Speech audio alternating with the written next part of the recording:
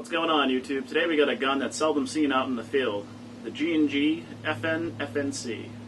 This is an officially licensed product, as you can see by that trademark, and the only other really trademark on the gun is right here where it's got FN's logo and FN FNC right there, and the serial number. I don't know if it's unique, but these are nice. They're sort of laser etched on the upper receiver there, on the upper cover.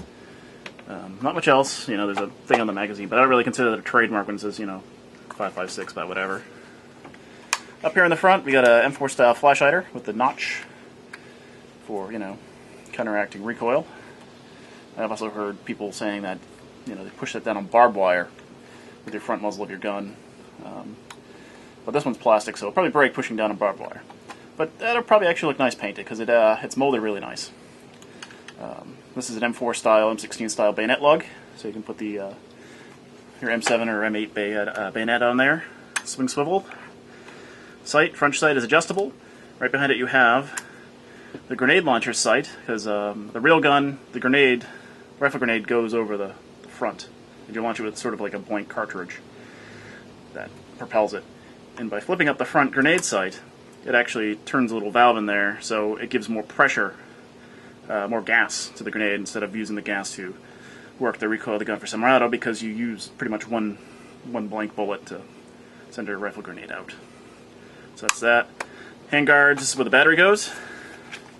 I'll open this up in a little bit and show you how to put the battery in there. It's metal and plastic, sort of a hard plastic.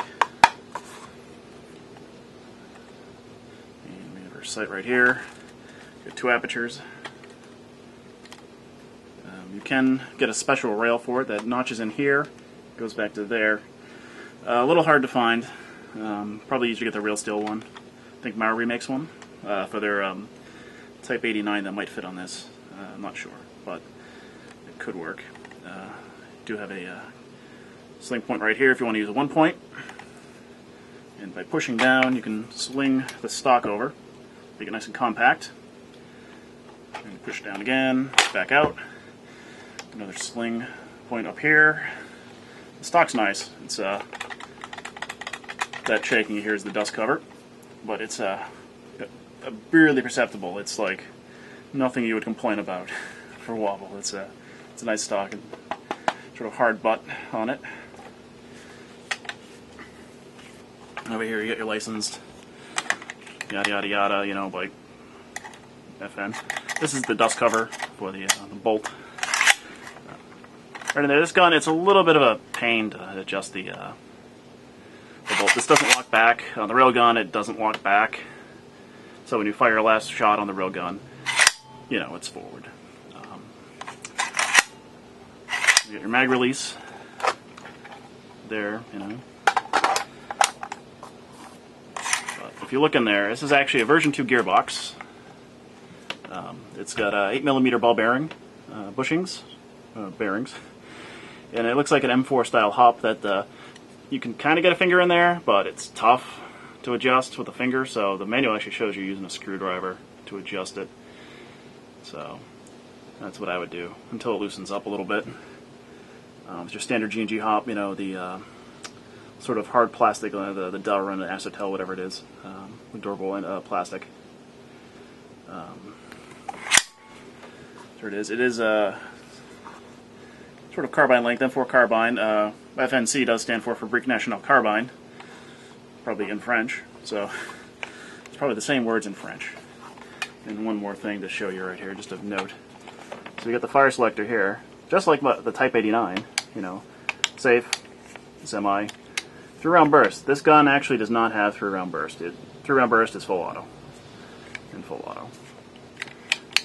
This is so if you're wearing gloves, it's easier. Wearing trigger mittens. It's not so you can go paintball and walk it and short stroke your gun and strip your piston out. Your typical FN style grip. I like these. These are nice. My hand fits them really well.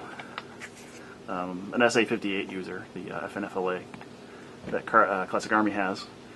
I might upload that as a personal video, but I like the grip. It is really nice for you know, ergonomic wise.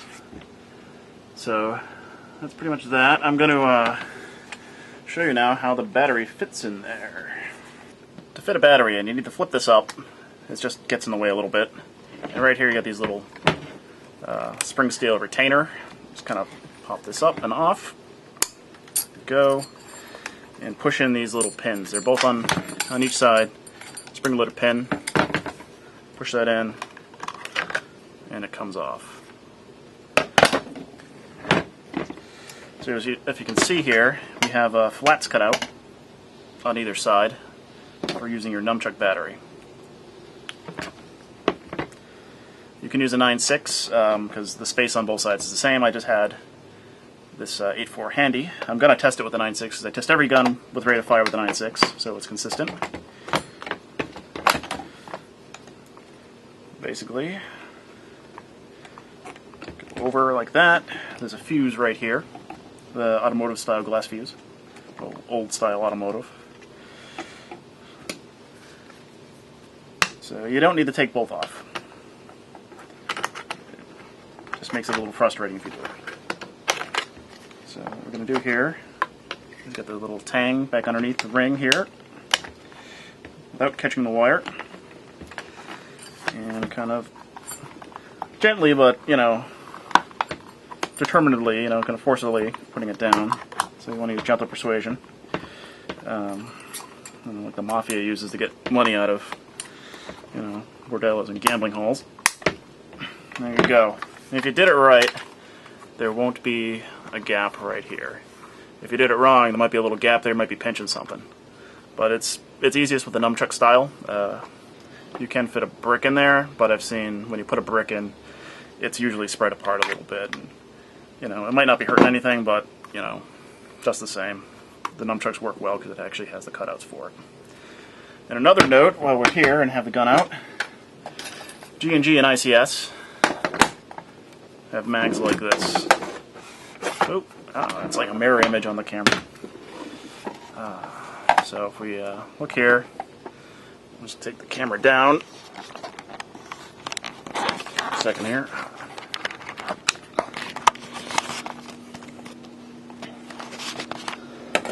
Oh, we're in first-person shooter mode. Dun, dun, dun. Alright. This is the G&G mag. As I said before, it's got a subtle 5.56 by 45 engraved on it. So that's G&G and ICS like that. They copied the dimensions of a real mag.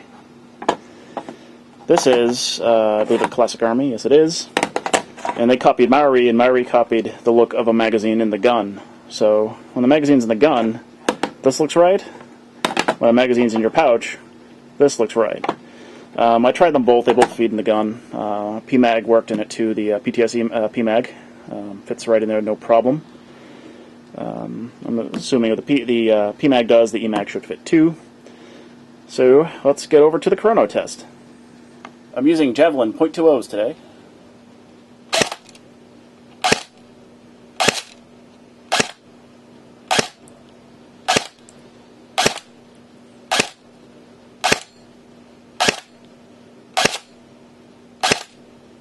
So it looks like we're right around the 400 to 410 range, which is it's good for fields, not good for indoors up here. So let's see how it does on 3, which is actually full auto.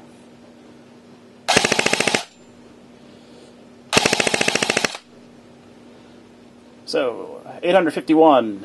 That's on a 9.6 1600 milliamp. That's been freshly charged. That's okay. Not as fast as some of the guns we've tested recently. But that's still a respectable FPS and rate of fire. So if you're playing along at home, that shot 410 FPS. You might have caught a glimpse of the box behind me if you're on high res, if you're on 720p. That the box says 328 with .2s. It says 424, but that's with .12s.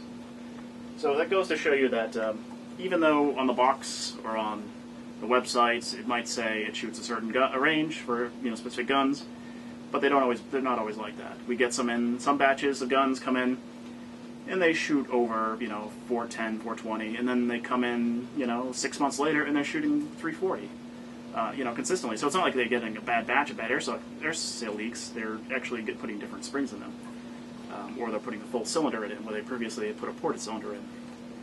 But it's not a bad gun. It's that's a perfect FPS for outdoor play. You can downgrade it a little bit, you know, and it would be perfect for indoor play up here in the Northeast. So, as always, you can find us here at Master Hobbies at 565 Main Street in Leicester, Massachusetts. Leicester is also known as Cherry Valley, as I sometimes say in the videos.